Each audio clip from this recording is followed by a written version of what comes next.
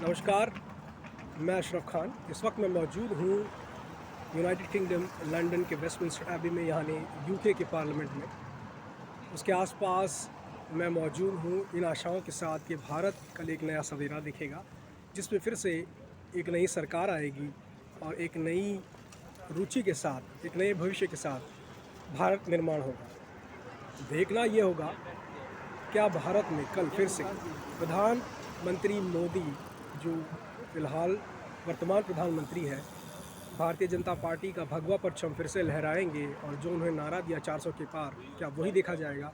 या फिर जो राहुल गांधी हैं, जो युवाओं के प्रिय माने जा रहे हैं, सड़कों से ज़मीनी नेता माने जा रहे हैं और रोज़गार और SC ST जो शेड्यूल कास्ट और शेड्यूल ट्राइब पिछड़े वर्ग के लोग हैं, उनकी आशाओं को लेकर के वो आगे आए हैं। तो क्या देखना होगा क्या भारतीय राष्ट्रीय कांग्रेस इंडिया अलायंस के साथ कल जीत का परचम लहराती है, या फिर से प्रधानमंत्री मोदी जीत की कुर्सी पे दिल्ली की लोकसभा में काबिज होते हैं? सवाल ये भी है, प्रधानमंत्री मोदी को लेकर के जो सर्वे न्यूज़ चैनल्स के द्वारा आ रहे हैं, जो लीडिंग न्यूज़ चैनल्स हैं, वो एग्जिट पोल्स में भारतीय जनता पार्टी को क्लियर मेजॉरिटी दे रहे हैं, पर कहीं ना कहीं जो स्थानिक सर्वेज हैं राज्यों के, वो कुछ और दिशा दिखा रहे हैं।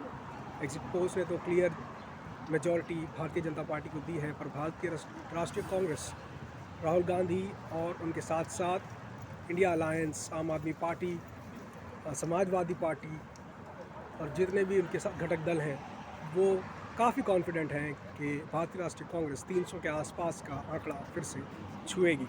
देखना ये होगा कि कल दोपहर तक सरकार कौन बनाता है और भारत की राजनीति पर काबिज होता है, क्योंकि इसी से देखना होगा कि यूके और भारत के रिलेशंस कैसे होंगे। भारत और यूनाइटेड किंगडम का जो रिश्ता है, ये बहुत प्राचीन माना जाता है। भारत की आज़ादी से लेकर भारत में जो कॉलोनियलिज्म रहा है, उसके बाद अभी तक ऋषि सुनक, जो करंट प्राइम मिनिस्टर है, प्रधानमंत्री हैं वर्तमान यूके के, वो प्रधानमंत्री मोदी के काफ़ी नज़दीक माने जाते हैं। देखना ये होगा कि आने वाले जो पार्लियामेंट्री इलेक्शंस यूके में भी है, क्या ऋषि सुनक कंजर्वेटिव्स को लेकर के वापस यहाँ पर काबिज होते हैं, या फिर जैसे कि लंदन के मेयर इलेक्शंस में सादिक खान को स्पष्ट बहुमत और जीत मिली, उसी तरह लेबरर्स कब्ज़ा करेंगे वेस्टमिंस्टर।